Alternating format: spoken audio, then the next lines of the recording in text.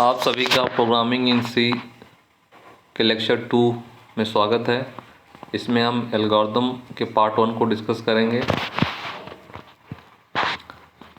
हमें यहाँ पे सबसे पहले पढ़ना है एल्गोरिदम क्या होती है, व्हाट इज एल्गोरिदम।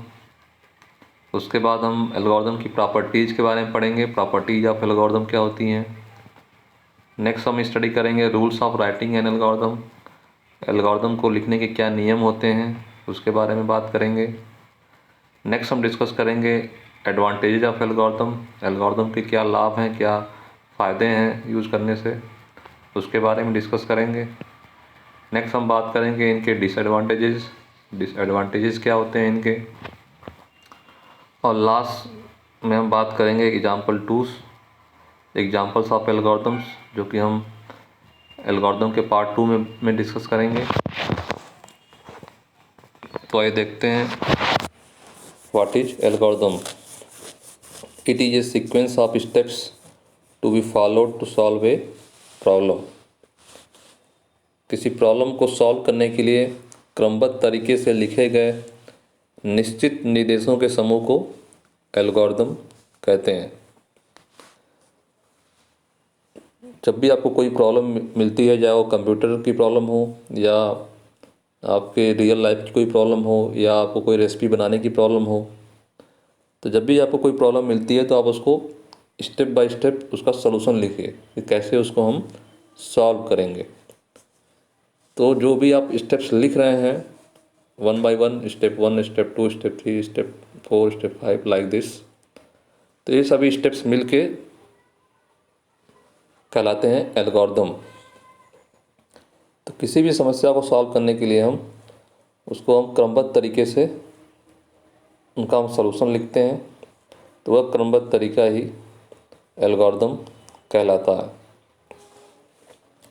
जब भी हम कोई एल्गोरिदम लिखेंगे तो एल्गोरिदम हमारी सरल व प्रभावी होनी चाहिए, जिससे उससे संबंधित व्यक्ति विशेष को आसानी से बस समझ में आ जाए। एल्गोरिदम ऐसे लिखना चाहिए जिससे कि दूसरा कोई अगर उसको पढ़े तो उसको आसानी से समझ में आ जाए कि ये कैसे इसको हमें किसी प्रॉब्लम को सॉल्व करना है। एल्गोरिदम को हमेशा आसान भाषा में लिखना चाहिए। आसान भाषा में लिखेंगे दूसरा व्यक्ति उसको आसानी से उसको समझ सकता है, और जो भी उसको देखकर जो भी प्रोग्रामिंग करना होगा उसको प्रोग्रामिंग करना भी उसको आसान बनाएगा। Algorithm can be express in 2 ways. Algorithm को हम 2 तरीके से एक्सप्रेस कर सकते हैं। पहला है फ्लो चार्ट, जो कि हम फ्लो चार्ट क्या होता है, एक डायग्राम होता है, हम कुछ सिंबल्स का यूज़ करके हम डायग्राम बनाते हैं। तो एल्गोरिदम को हम फ्लो चार्ट के माध्यम से भी एक्सप्रेस कर सकते हैं। और दूसरा होता है सूडो कोड। सूडो कोड के माध्यम से भी हम एल्गोरिदम को एक्सप्रेस कर सकते हैं। तो सूडो कोड क्या होता है, यह इंग्लिश लाइक लैंग्वेज होती है जो कि लगभग प्रोग्राम से मिलती जुलती है। जो भी हम प्रोग्राम लिखते हैं सूडो कोड को देख के हमें प्रोग्राम लिखना आसान होता है। तो यह एल्गोरिदम को हम इस तरह से 2 तरीके से हम एक्सप्रेस कर सकते हैं। It should be in easy language so that we can easily translate into a program. Algorithm हमेशा आसान भाषा में लिखना चाहिए जिससे कि हम उसको आसानी से प्रोग्राम में ट्रांसलेट कर सकें, कन्वर्ट कर सकें। N algorithm can be implemented in more than 1 programming language. एक बार आपने किसी प्रॉब्लम की एल्गोरिदम लिख दिया, उसका सलूशन लिख दिया कि कैसे हमें किसी प्रॉब्लम को सॉल्व करना है, उसके बाद हम उसको किसी भी प्रोग्रामिंग लैंग्वेज में उसको हम इम्प्लीमेंट कर सकते हैं। जो भी आप लैंग्वेज जानते हो जैसे C++, जावा या पाइथन, आप उसकी प्रोग्रामिंग कर सकते हैं।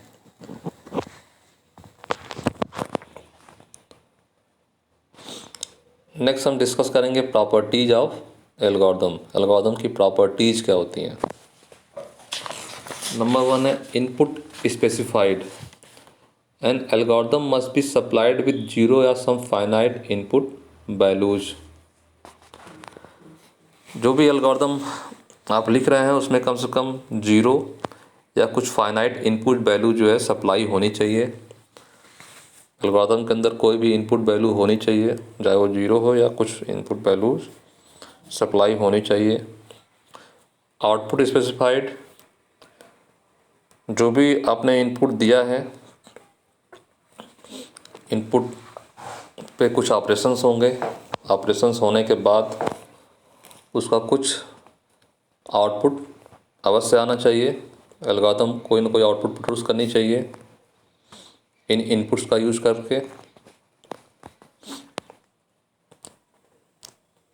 नेक्स्ट हमारा है definiteness. Each step of N algorithm must be clear and unambiguous.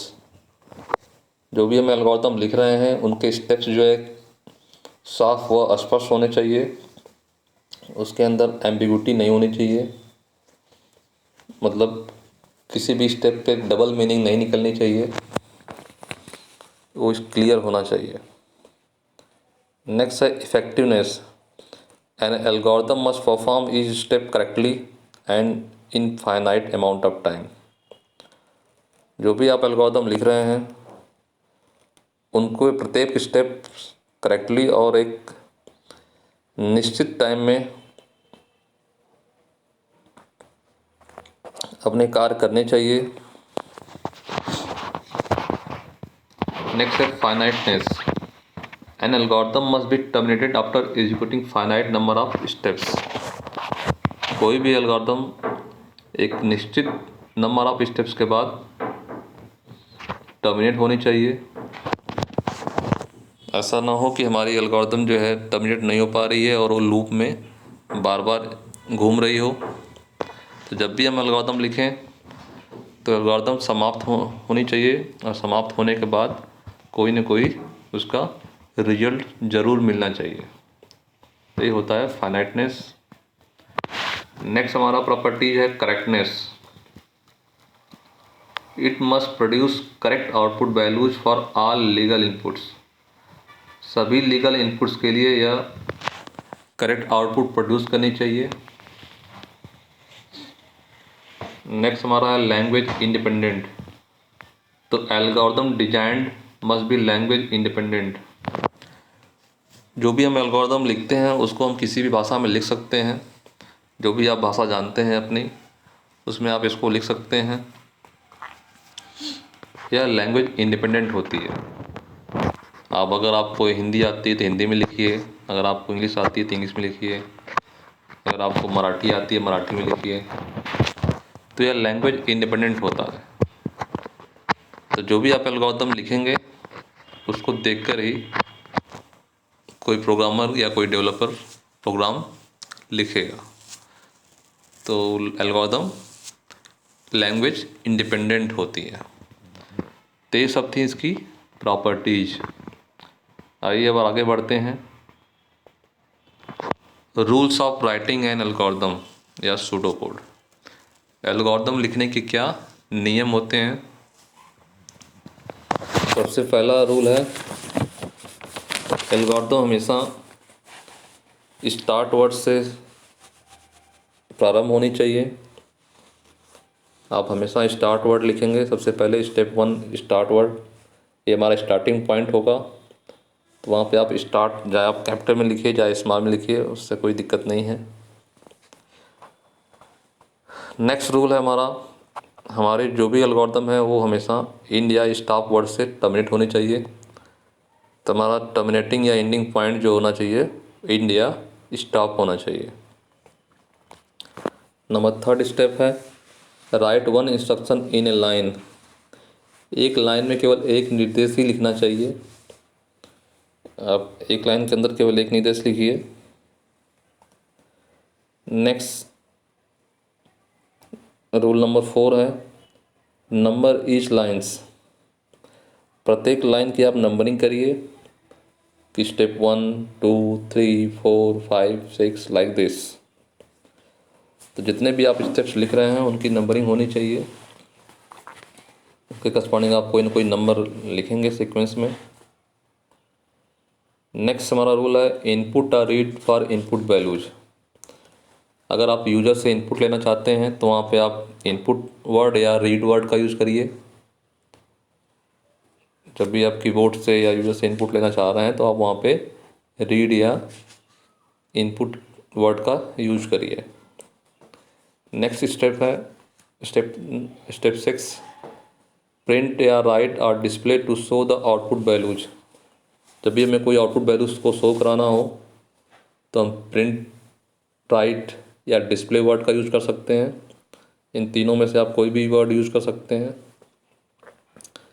Next point है 7, variable should be meaningful, it can not be reserve word of any language.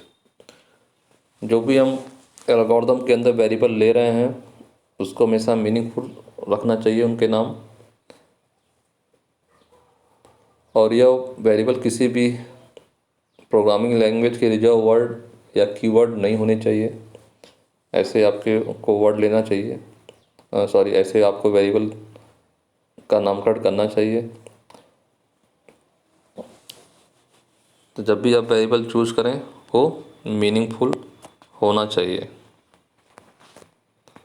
Next हमारा रूल है use sign this arrow sign to assign values into variable. किसी variable में अगर कोई value assign करनी है तो आप एरो साइन यूज करिए, जैसे एरो 10। इसका मतलब हमने 10 को असाइन किया ए में, 10 को असाइन हमने किया ए में, तो A is a variable and 10 is a value, 10 is assigned to A like this. Next, to display expression use sign this arrow। अगर हमें किसी एक्सप्रेशन को डिस्प्ले करना है तो उसके लिए भी हम इसी साइन का यूज करेंगे, जैसे ए एरो बी प्लस सी, या हम इसको ऐसे ही पढ़ सकते हैं ए इक्वल टू बी प्लस सी। तो वैल्यू ऑफ बी प्लस सी, जो भी आप एडिशन कर रहे हैं उनकी जो वैल्यू होगी वो किस में असाइन होगी, ए में। तो यह एक एक्सप्रेशन है इसमें हम बी और प्लस सी का एडिशन कर रहे हैं और उसकी जो वैल्यू जो भी आ रही है उसको हम ए में असाइन कर रहे हैं। तो इस तरीके से हम लिखेंगे। नेक्स्ट हमारा है standard operators and logical operators are use in general sense. जैसे हमने अर्थमेटिक ऑपरेटर्स जैसे प्लस, माइनस, डिवाइड, मल्टीप्लाई, या लॉजिकल ऑपरेटर जैसे एंड, आर, नॉट को हम समान अर्थ में ही प्रयोग करेंगे। जो भी प्लस की मीनिंग होती है मतलब एडिशन करना, माइनस की मीनिंग होती है सब्ट्रैक्ट करना, डिवाइड की मीनिंग होती है डिवाइड करना, डिवाइड सिंबल, तो उसको हम उसी की मीनिंग में ही यूज करेंगे। जैसे प्लस का काम है एडिशन, माइनस सब्ट्रैक्शन, डिवाइड, तो उनको हम उनके समान अर्थ में ही प्रयोग करेंगे जो भी उनकी मीनिंग होती है।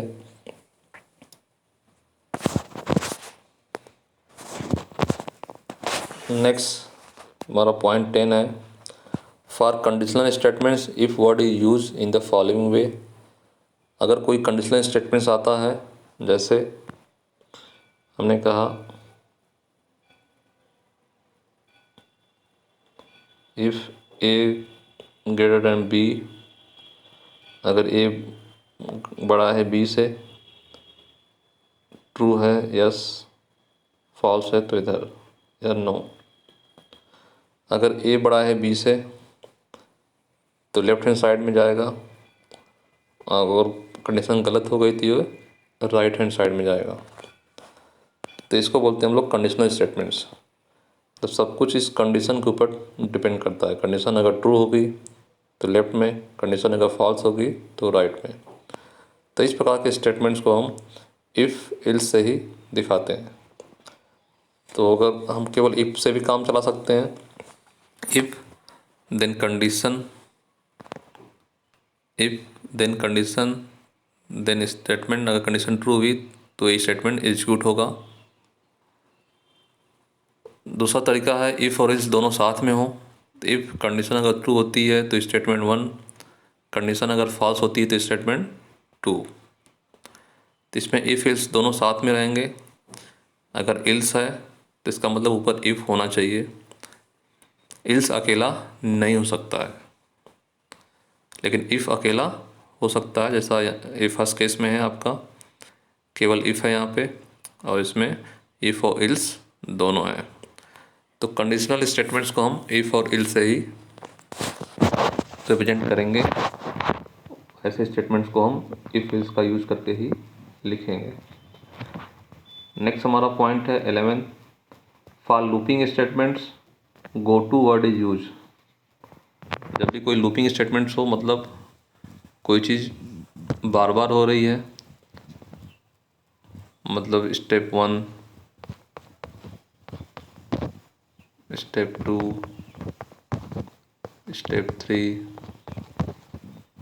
अगर ये चीज़ बार बार होनी है तो इसको हम लूप में रखेंगे। तो कोई चीज़ अगर लूप में चलानी हो बार बार, तो वहाँ पे हम यूज़ करेंगे गो टू वर्ड।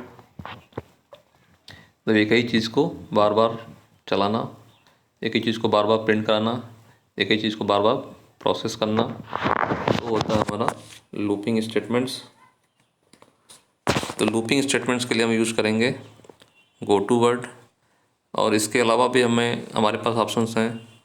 हम यूज़ कर सकते हैं डू वाइल और repeat until. Do while and repeat until, इनका भी हम यूज़ कर सकते हैं फॉर लूपिंग स्टेटमेंट्स के लिए। तो ये हमारे थे सारे रूल्स, कैसे हम एल्गोरिथम को लिखेंगे। आइए अब हम नेक्स्ट चलते हैं, एल्गोरिथम के क्या एडवांटेजेस होते हैं, एल्गोरिथम के क्या लाभ हैं। तो पहला एडवांटेज है यहाँ पे ईजिली अंडरस्टूड बाई एनीवन। जो भी हम एल्गोरिथम लिखते हैं वो किसी भी व्यक्ति द्वारा आसानी से समझ में आ जाती है, और इसको समझकर कोई भी प्रोग्रामर प्रोग्राम कर सकता है। एल्गोरिथम हमारी लॉजिक को समझने में भी आसान बनाता है। एल्गोरिथम प्रोग्राम की लॉजिक को समझना आसान बनाता है। Algorithm can be easily converted to program. अगर कोई एल्गोरिथम लिखी हुई है तो उसको हम आसानी से प्रोग्राम में कन्वर्ट कर सकते हैं, ये भी इसका एक एडवांटेज है। It is same for any language. कोई भी एल्गोरिथम हो, हम उसको किसी भी लैंग्वेज में उसको हम इम्प्लीमेंट कर सकते हैं। तो एल्गोरिथम जो होती है वो लैंग्वेज इंडिपेंडेंट होती है। एक बार आपने एल्गोरिथम लिखा और उस एल्गोरिथम को देख के, चाहे हम सी में प्रोग्राम लिखें, चाहे हम जावा में लिखें, चाहे पाइथन में लिखें, ये यूजर के ऊपर डिपेंड है कि उसकी कौन सी प्रोग्रामिंग लैंग्वेज आती है। तो it is same for any language. आप किसी लैंग्वेज में प्रोग्राम लिखें, लेकिन ये एल्गोरिथम में हमेशा सेम रहेगी। It helps to debug a program. Algorithm जो है प्रोग्राम में अगर कोई दिक्कत आ रही है, कोई एरर आ रही है, तो एरर को दूर करने में हमारी हेल्प भी करता है। तो ये थे हमारे एल्गोरिथम के एडवांटेजेस। लास्ट हम बात करेंगे डिसएडवांटेजेस ऑफ एल्गोरिथम। एल्गोरिथम के क्या क्या हानियाँ हैं, क्या इनके डिसएडवांटेजेस हैं। पहला डिसएडवांटेज है आपका टाइम कंज्यूमिंग। एल्गोरिथम को लिखना बहुत टाइम कंज्यूमिंग है, ज़्यादा समय लेता है एल्गोरिथम लिखने में, क्योंकि हमें हर चीज़ को हमें टेक्स्ट में लिखना है, टेक्स्ट के फॉर्म में लिखना है। तो it will take time to write. किसी भी प्रॉब्लम के एल्गोरिथम लिखना बहुत टाइम कंज्यूमिंग होता है। सेकंड पॉइंट है big task are difficult to put in algorithm. किसी बड़ी प्रॉब्लम के एल्गोरिथम लिखना बहुत ही कठिन है, बहुत ही डिफ़िकल्ट है। अगर हमें कोई बड़ी प्रॉब्लम मिल गई तो उसके एल्गोरिथम में लिखने में बहुत सी दिक्कतें आएंगी। नेक्स्ट पॉइंट है difficult to show branching and looping. Algorithm में कंडीशनल स्टेटमेंट्स या लूपिंग को दिखाना बहुत डिफ़िकल्ट होता है। अगर हमें कोई कॉम्प्लिकेटेड प्रॉब्लम मिल गई और वहाँ पे हमें ब्रांचिंग दिखानी हो, तो उसको शो करना बहुत ही डिफ़िकल्ट होता है। तो ये थे हमारे एल्गोरिथम के डिसएडवांटेजेस।